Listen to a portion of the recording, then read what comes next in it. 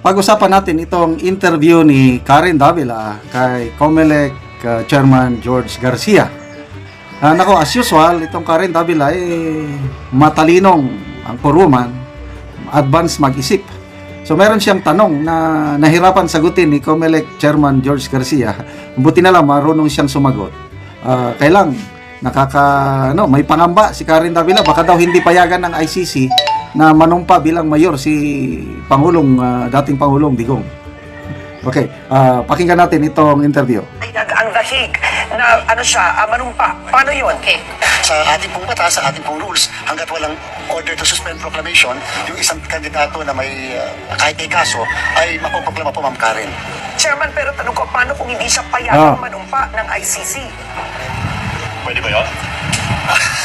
Ayun pong ganun, kabayan, Ma'am Karen, at alam niyo po, kung ganun po, ang DILG na po ang bahala doon. Kasi po kami po, as far as we are concerned, hanggang doon lang po kami sa hanggang proclamation lang po kami, Ma'am Karen, at dyan sa kanya, sa isang tao na nanalo.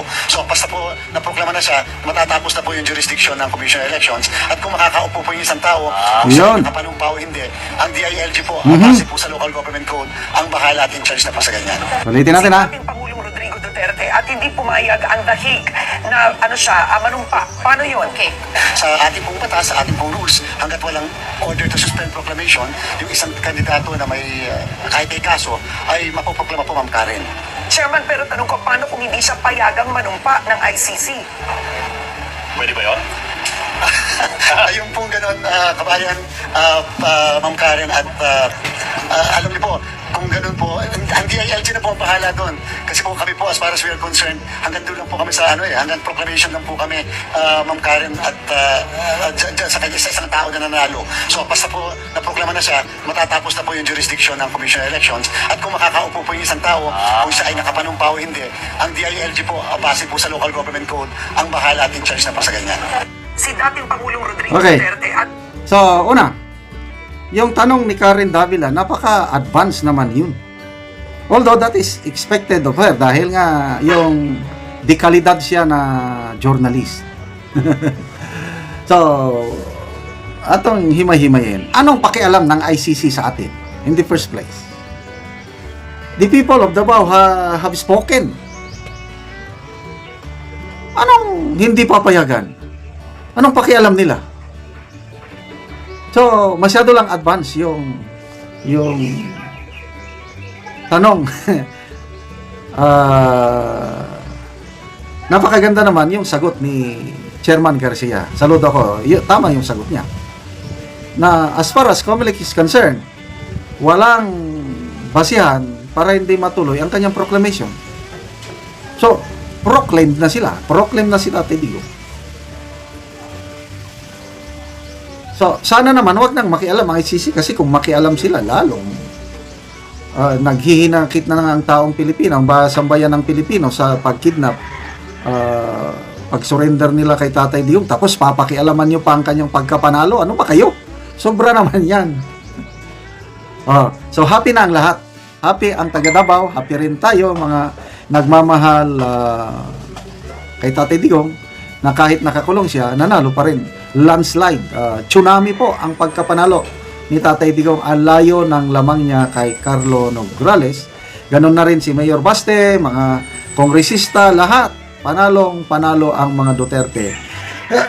It's a clear message to this administration na hindi pwede yung kanyang ginagawa nila. Maling-mali yung ginawa nilang pag-aresto, pag-kidnap kay Tatay Digong. Okay. So, yung sagot na bahala ng DILG, sana huwag na rin makialam ang DILG para baka pakialaman nyo pa na huwag nyong paupuin si Tatay Digong. Magkakagulo kayo sa Davao. Okay. So, salamat. At doon sa Cebu, naayos na. Kasi kung nanalo si Governor Gwen Garcia, nandyan pa rin yung suspension order ng ombudsman, dapat ipatupad yun. So, maiipit ngayon ang DILG, maiipit ang Comelec. So, malaking problema sana kung nanalo si Gwen Garcia, anong mangyayari sa suspension order. But, lahat, water under the bridge na, kasi natalo nga si Governor Gwen Garcia. Oh, wala na. Yung moot in academic na yung suspension order. Kasi ang taong bayan na ang mismong nag-suspend. Hindi lang suspend, kundi nag-reject, nag-basura, nag-diretso inidoro, Gwen Garcia. Ito, medyo may pagka, paasar din itong si Governor-elect Pambari 4. Sabi niya, bye-bye, lalay. Bye-bye, lalay. Okay, so, ano pa ngayon? Ang hihintay natin, impeachment trial na lang ang ating hihintayin. May balita sa ABS-CBN, may political analyst na inimbita nila. Sabi ng analyst na malaki ang chances na ma-acquit si BP Sara. Yung sa News 5 naman, yung balitaktakan ni na Ed Lingaw with Professor Malitikia, Dr. Agundo ng UP, professor ng UP, nakikita nila na yung dynamics sa Senado, marami ang mga senador na pabor sa acquittal ni BP Sara. So, may forecast si Professor Malutikia na baka hindi na nila itutuloy yung impeachment trial.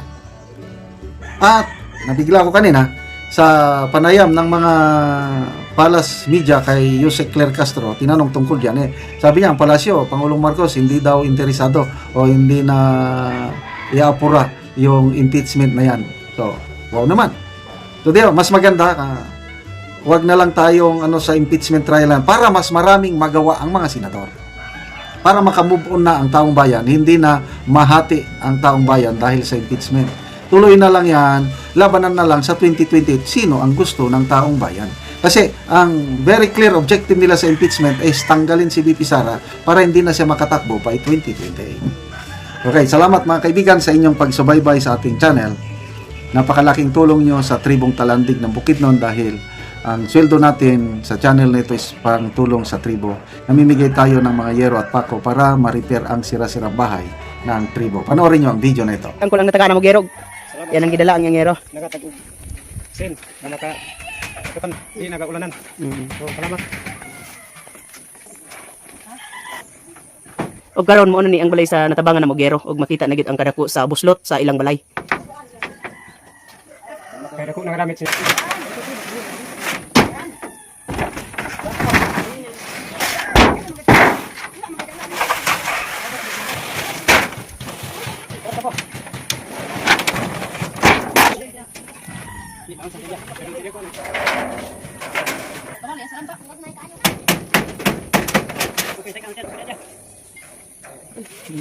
Og karon angkol unsa imong istorya bahin sa nahatag sa imong sinon nindot na kayo nakaatop na gyud ka. Unang-una salamat sa Ginoo nga nakaatop na gid ko. Ug sa nag-sponsor niini. Daghang salamat.